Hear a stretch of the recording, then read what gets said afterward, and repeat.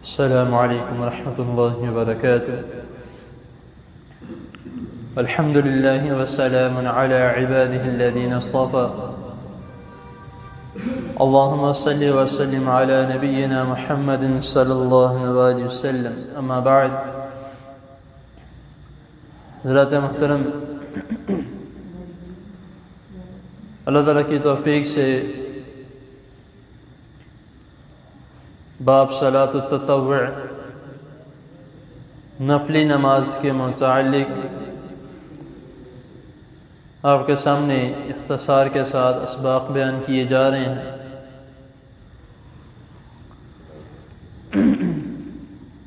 ویسے تو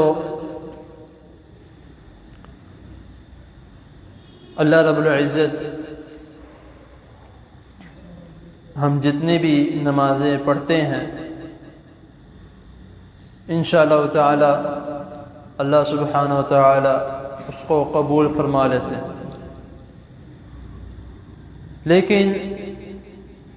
بعض اوقات ایسے ہوتے ہیں کہ جس وقت اللہ تعالی اس بندے کی نہ تو اس دعا کو رد کرتے ہیں اور نہ نماز کو.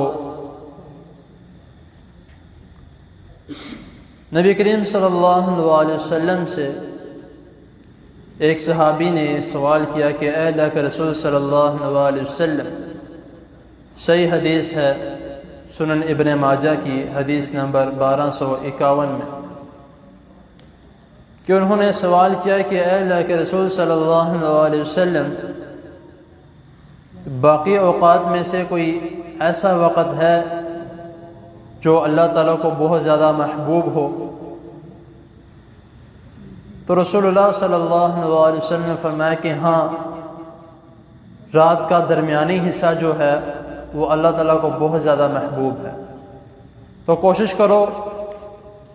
کہ اس وقت میں 2 رکعات کر کے نماز ادا کیا کرو، اور جب تمہیں صبح کا اندیشہ ہونے لگے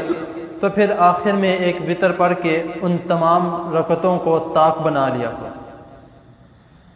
اب اس سے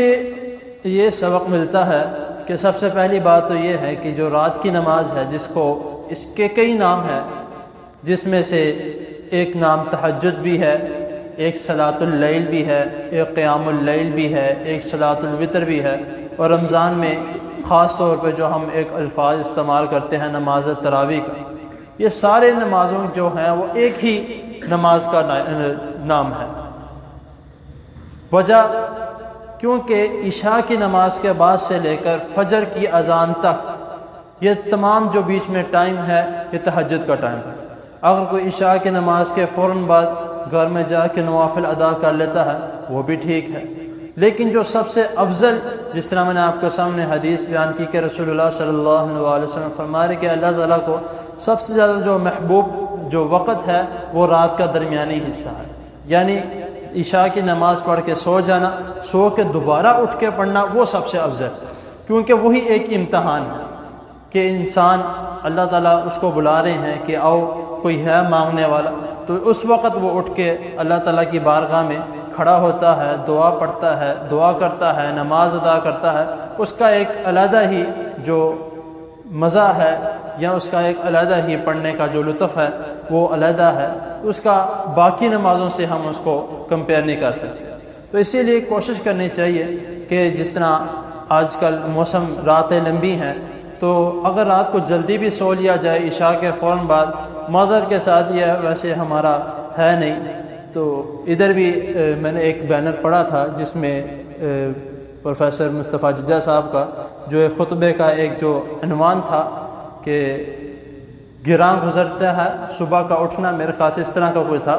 کہ صبح جو فجر کے ٹائم کا اٹھنا یا اس سے پہلے تہجد کے ٹائم کا اٹھنا، ہمیں بہت ہی، کوئی اگر ہمیں اٹھانے آئے تو ہمیں غصہ چڑھتا ہے کہ بھئی ہمیں سونے دو، ابھی تو ہم سوئیں. تو یہی ہوتا ہے کہ رات کو پھرتے رہنا، رات کو لوگ دوستوں کے ساتھ گھومتے رہنا، اور جب 2-3 بجے اٹھنا تو کون صبح فجر کے ٹائم یا تہجد کے ٹائم اٹھے گا؟ تو اسی لیے راتیں لمبی ہیں، جلدی نماز پڑھ لی جاتی ہے، تو اگر بعد میں بھی کھانا کھایا جائے، تھوڑی دیر انتظار بھی کر لیا جائے، حد زیادہ سے زیادہ 10 سے 10:30 بجے تک کوشش کریں کہ سو جائے. جب ہم اتنے اس ٹائم پر اس وقت پر سوئیں گے تو انشاءاللہ تعالیٰ صبح ہماری تہجد کا ٹائم اپنے آپ آنکھ کھل جائے گی۔ اگر ہم لیٹ بھی ہو جاتے ہیں، ایک انسان نیت کر کے جب سوتا ہے اللہ تعالیٰ اس کو خود بخود اٹھا دیتے ہیں، اس کو نہ کسی الارم کی ضرورت پڑتی ہے نہ کسی کے جگانے کی ضرورت پڑتی ہے۔ یہ صرف اور صرف انسان کے اپنے دل کی بات ہے کہ وہ یہ اس بات کی جو ہے وہ کوشش کرتا ہے اور رات کو نیت کر کے سوتا ہے کہ اے اللہ مجھے صبح آپ نے انشاءاللہ تعالیٰ اس وقت اٹھا دینا ہے، تو آپ دیکھیں کہ اللہ تعالیٰ واقعی اسی وقت عین ٹائم پہ آپ کو اللہ تعالیٰ اٹھا دیتے ہیں۔ تو یہ اب ہم پہ ہے، کوشش کریں کہ رات کو زیادہ سے زیادہ اور کم سے کم